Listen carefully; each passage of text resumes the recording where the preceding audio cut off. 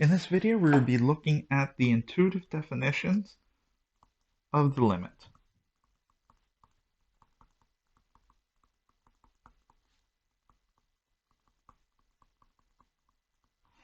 Let's begin by looking at the graph of three functions. Now notice that all three functions are discontinuous or do not exist at 2. If you plug in f of 2, it's undefined. G of 2 is undefined, and h of 2 is undefined. However, these three functions behave differently in the neighborhood of x equals 2. If we look at f of x right here,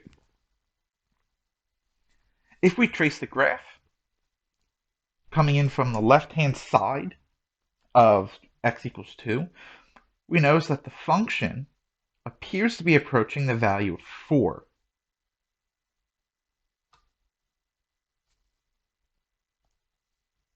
Right, see that? So this is 4, right? And we seem to be approaching that value. Now, if we come in from the right-hand side of x equals 2, we notice the same thing. The function appears to be approaching x, the value 4. Now, if we look here at g of x, right, which is right here. If we now approach x equals 2 from the left, so we're tracing f of x from the left-hand side of x equals 2, it's a straight constant line. It happens to be -1. If we trace from the right-hand side of x equals 2, again, it's a constant line, but this time it's 1. Now for h of x, if we trace from the left-hand side, it appears as if f is increasing without bound, and the same if we trace from the right-hand side, it would appear that f is increasing without bound. We examine each of these three cases individually. We first examine the case of A.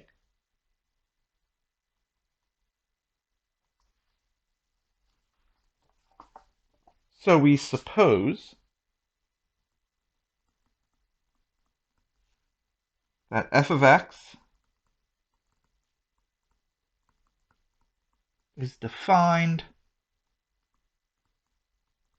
when x is near to the number a. Right, and what that means is we're within the neighborhood of a, but not at a, right? So in the case up here, right, maybe right here it's defined, right? So we're very, very close to x equals 2, but not exactly at x equals 2.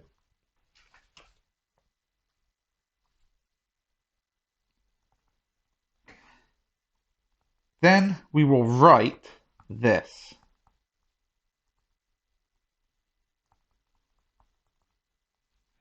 Which is read the limit of f of x as x approaches a is equal to L if we can make the values of f of x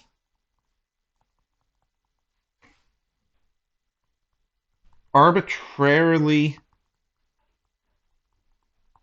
close to L by restricting x to be sufficiently close to A. Right, so what this is saying is in order for the limit of f of x as x approaches a to equal L, so in this case, up here, we saw that the limit as x approaches 2 of f of x is equal to 4, because we can take f to be arbitrarily close to 4. So we can make f as close to the value of 4 as we want by restricting x to be sufficiently close to 2. So if we look, let's say I want it to be right here. So our x would just be whatever this value right here happens to be. And by making x get closer and closer and closer to 2 on either side, we can get closer and closer and closer to the value of 4.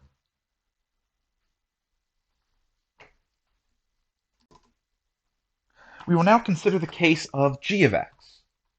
Now this is an idea of one-sided limits, and we have 2 of them.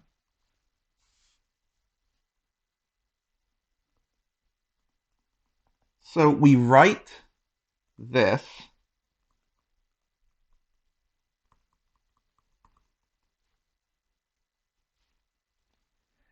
and say the left-hand limit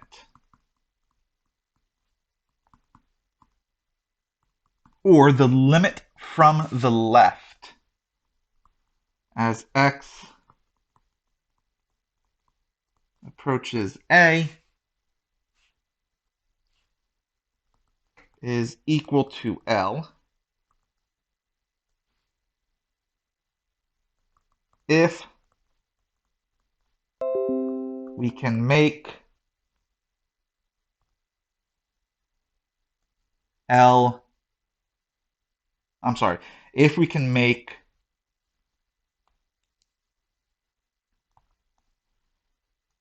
the values of f of x arbitrarily close to L by taking x to be sufficiently close to A with x being less than A. So this is what's known as a left-handed limit, or limit from the left.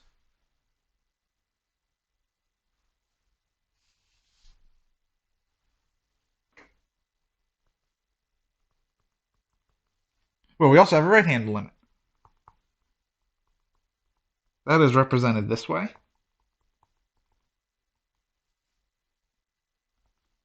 And we say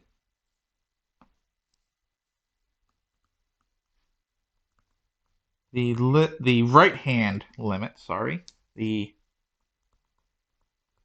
right-hand limit,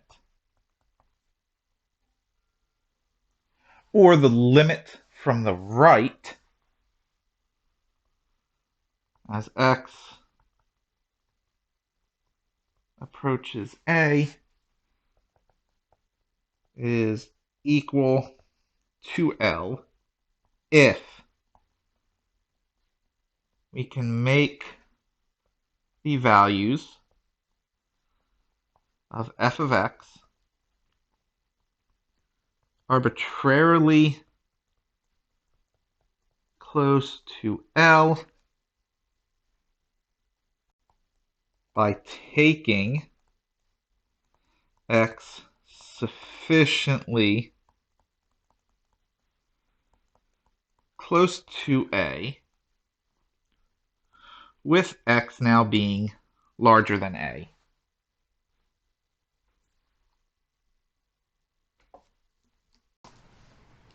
Now, with these two definitions, the left-handed limit and the right-hand limit, we can make an observation.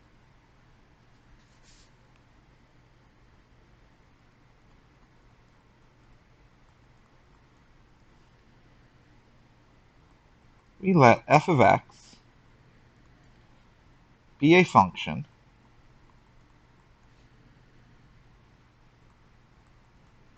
defined at all values in an open interval.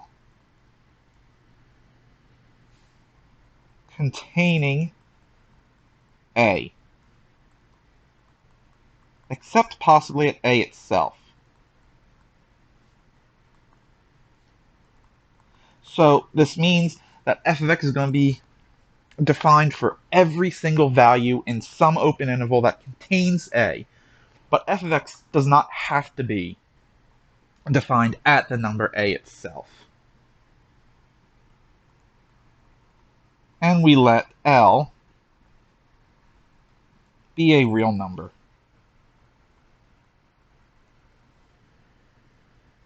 Then the limit as x approaches a of f of x exists if and only if the left-handed limit of f of x is equal to L, and that is also equal to the right-handed limit. So I shouldn't say exists here, I'm sorry, I should say this equals L. Let's get rid of the exists, if and only if the two one-sided limits are the same. That is, the limit of the function exists if and only if that function is approaching the same value from either side of a. We will now consider this final type of function. So in this case, h of x. So these are infinite limits.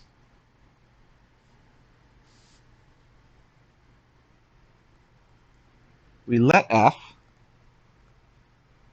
be a function defined on both sides of a, again, except possibly at a itself.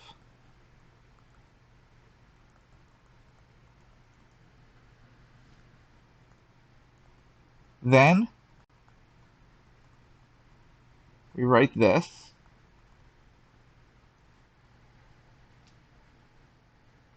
So this is read the limit of f of x as x approaches a is equal to infinity. And this means that the values of f of x can be made arbitrarily large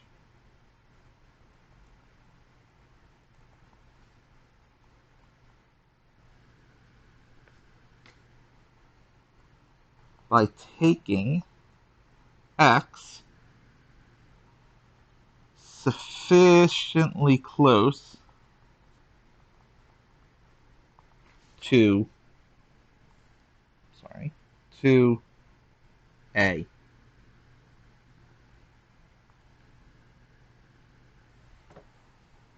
And we can form similar definitions for the one-sided limits. We also have the opposite case.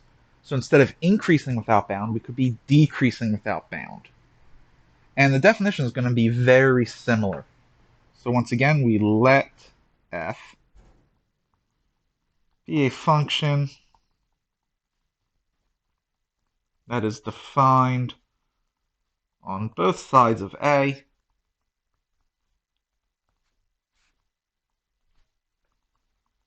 except possibly at a itself.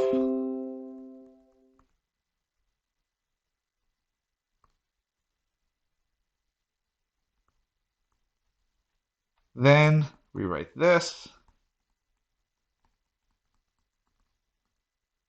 which is read the limit as x approaches a of f of x is equal to negative infinity.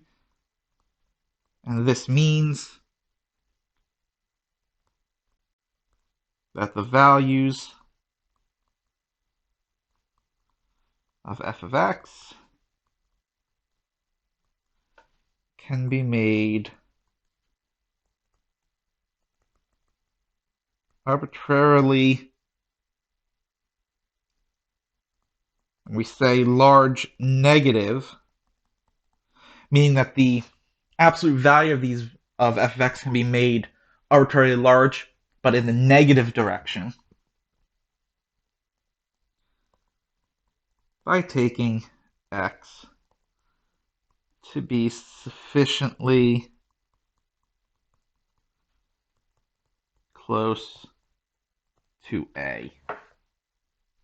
And again, we can form similar definitions for one-sided limits. By looking at the graphs of these functions, we can make some important deductions.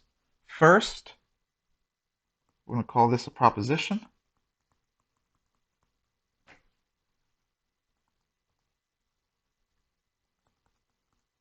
If n is a positive, even integer, then the limit as x approaches a of 1 over x minus a to the n will be infinity. 2, if n is a positive odd integer, then the right-handed limit of 1 over x minus a to the n will be positive infinity.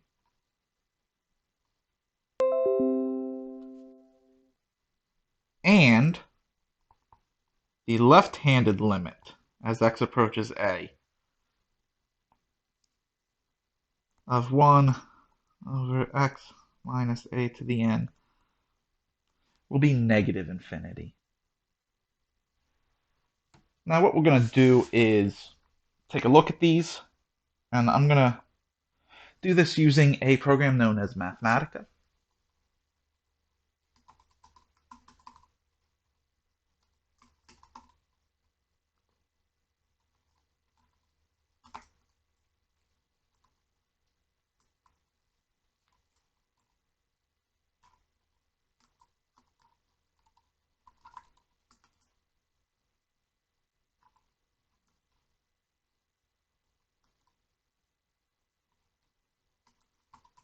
And I'm considering the even case first, so let's just look at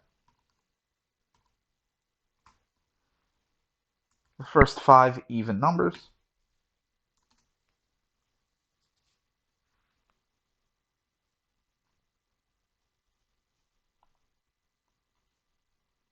Something went horribly wrong.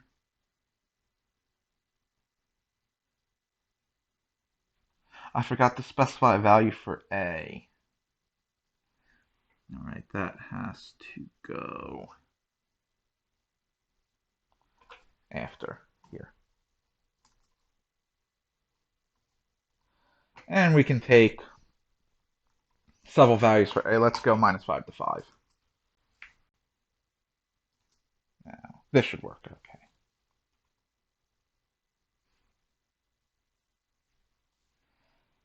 So right now we have a set at minus 5.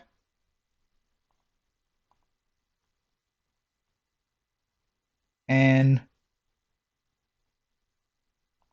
I need to adjust this. N set at 2. So if we leave n at 2, we can run this here as a moves from minus 5 to positive 5, and we can see what's happening. Right, no matter what the value of a, the limit always appears to be positive infinity. I can change the value of n to 4, and we can see that the same thing happens. 6, same thing, and let's say 10, and it's the same thing. Now let's adjust it so that the values of n are odd. So we'll consider the first 5 odd. 1, 3, 5, 7, 9. Now I do have to add something here so I don't have vertical asymptotes included. I have to add exclusions, and I'm excluding x minus a equal to 0.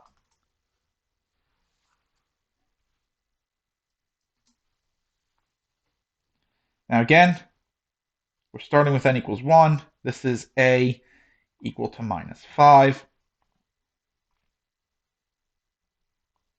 And we can see that as a moves, the left-handed limit is negative infinity, right-handed limit is positive infinity. We can adjust value of n, make it 3. All right, same thing. We can make it 5. Same thing happens. 7 and 9.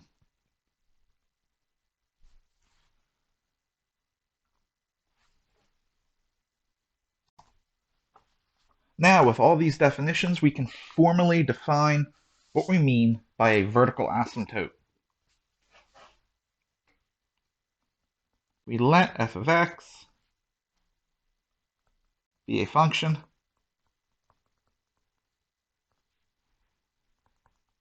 if any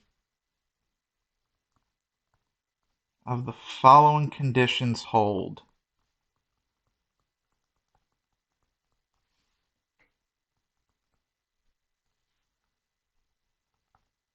Then the line x equals a is a vertical asymptote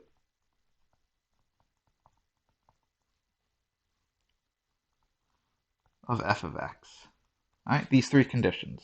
First condition, the limit as x approaches a from the right of f of x is infinite, so plus or minus infinity. Second, the limit as x approaches a from the left of f of x is infinite, or the limit as x approaches a of f of x is infinite. We will now look at several examples.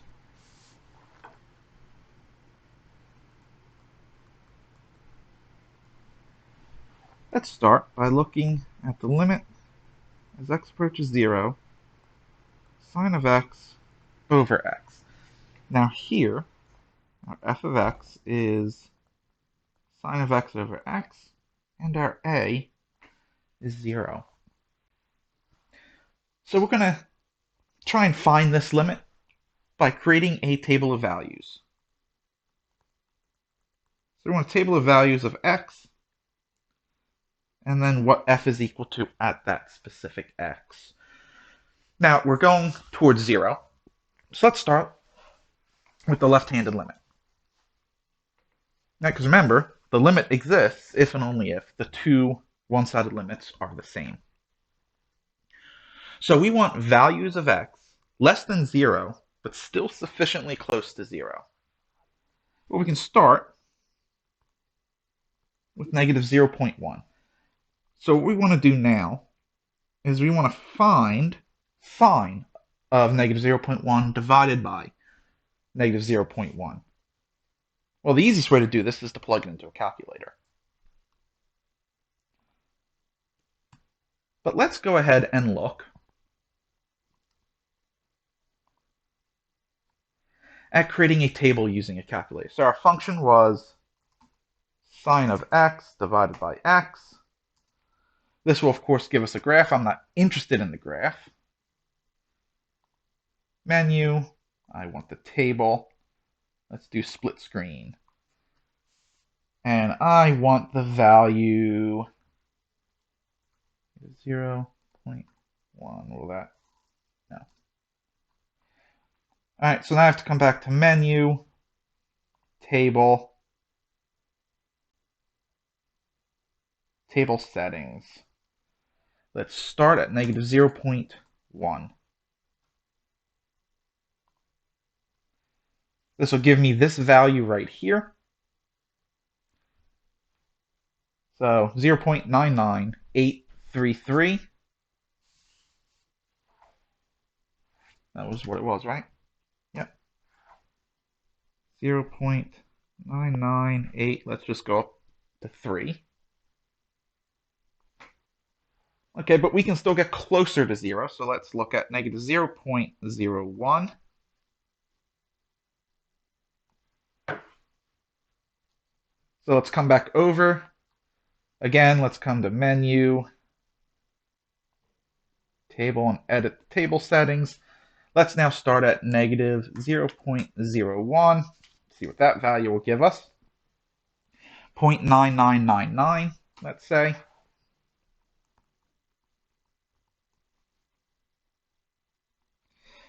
Let's get even closer. Negative 0.001.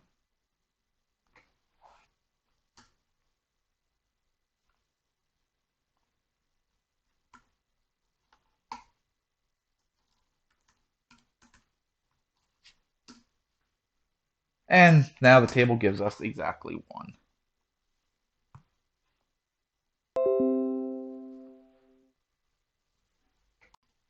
We now want to come in from the right-hand side.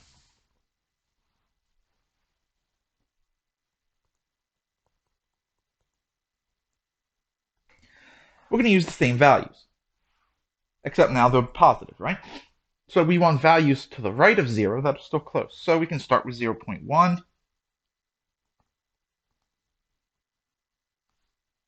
Now, using ideas of trig, we don't have to redo any of the work, but we're still going to take a look. So again, let's come over, Menu, Table. Let's look at positive 0.1. We have 0.9983.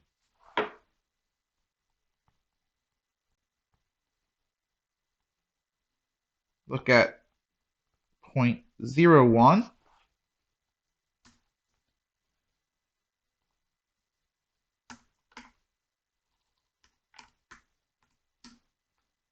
Point 9999, and finally 0.001.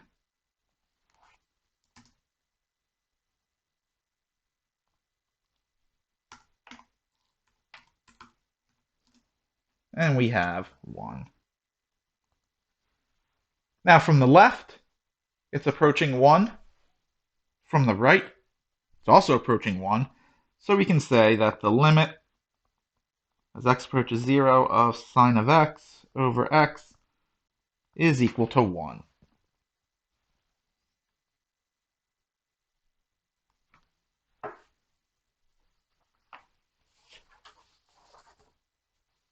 Right, let's now take a look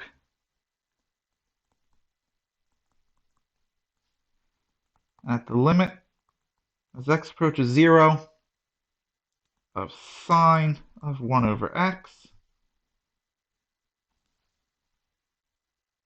Now, our values are going to be exactly the same. We're going to use the same values of x. In this case, though, our f of x is the sine of 1 over x. We once again make a table of values.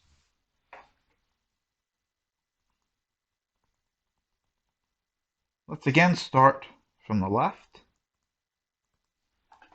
So negative 0.1. Now what we're going to do here is let's get rid of the table. Let's change our function to be sine of 1 over x.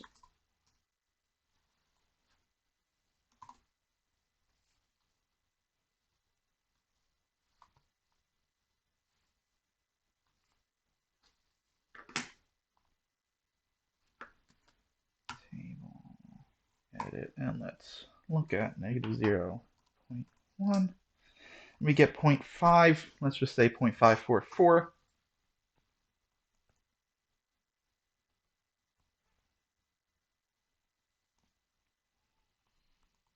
get negative 0.01.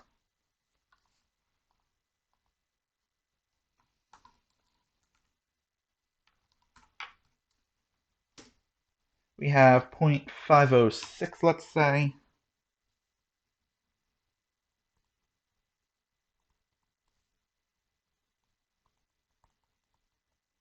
Now let's look at negative 0.001.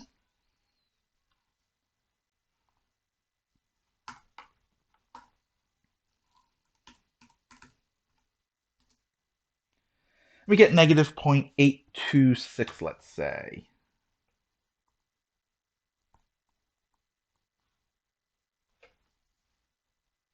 Now let's look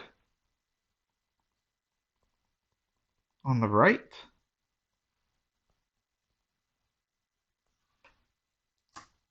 So 0.1.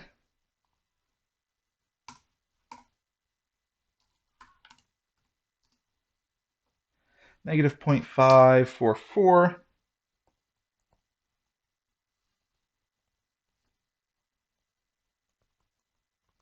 Look at 0.01.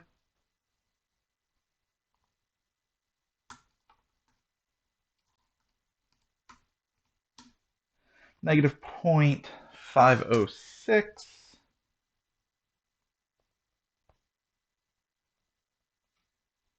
And finally at 0.001.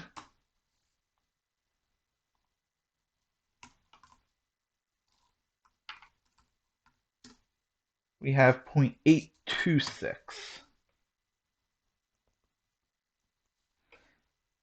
Now if we look, these values are not the same. This means that from the left and the right, sine of 1 over x is approaching two different things, so we say that this limit does not exist.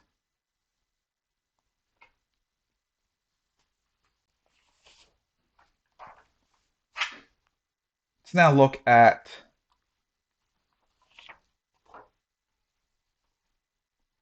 this function.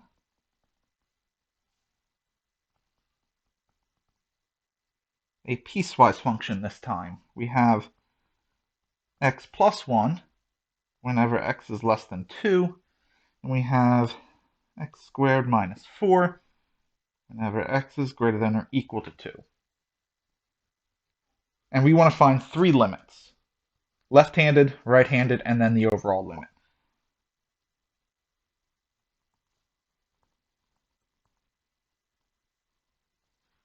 Now, we want values of x close to 2 but less than 2. Well, what about 1.9? Now, since we're to the left of 2, we're going to use this function up here, this x plus 1. So f will be 2.9 there. Now if we do 1.99, we get 2.99. 1.999, we get 2.999. So we can say that the limit as x approaches 2 from the left of f of x is probably about 3. The values seem to be approaching 3, so. What about from the right?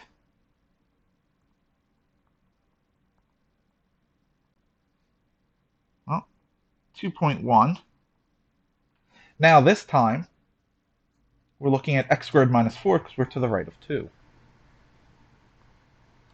This will give us 0.41. We now look at 2.01. We'll get 0.0401.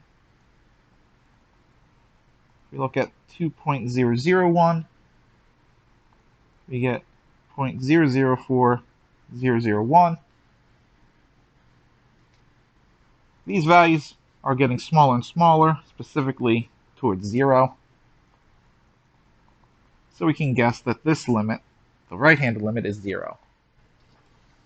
Now, since these two values are not the same, we can conclude that the limit overall as x approaches 2 just does not exist. And remember, in order for the limit to exist, the two one-sided limits have to be the same. Last example.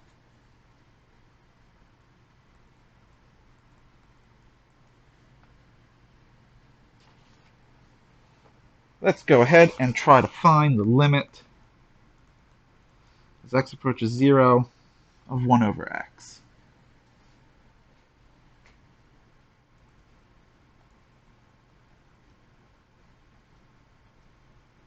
All right, let's look left-handed first. So we want negative 0.1. This will give us negative 10. Negative 0.01 will give us negative 100. And finally, negative 0.001. This will give us negative 1,000. This is getting much larger in the negative direction. So we can guess that the limit as x approaches 0 from the left of f of x is going to wind up being negative infinity. Right, in fact, we could have concluded that simply from the proposition. We look at the right.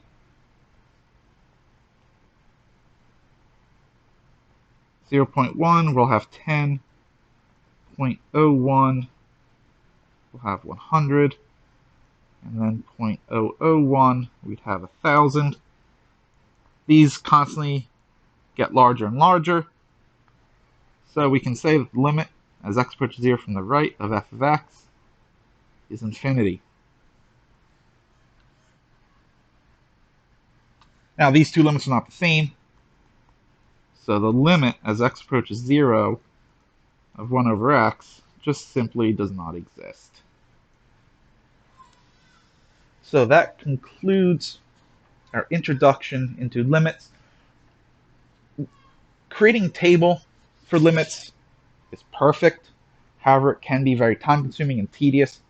So our goal in the next video will be to see how we can evaluate a limit much quicker by hand. Obviously, you can always just use technology, but we want to do it by hand.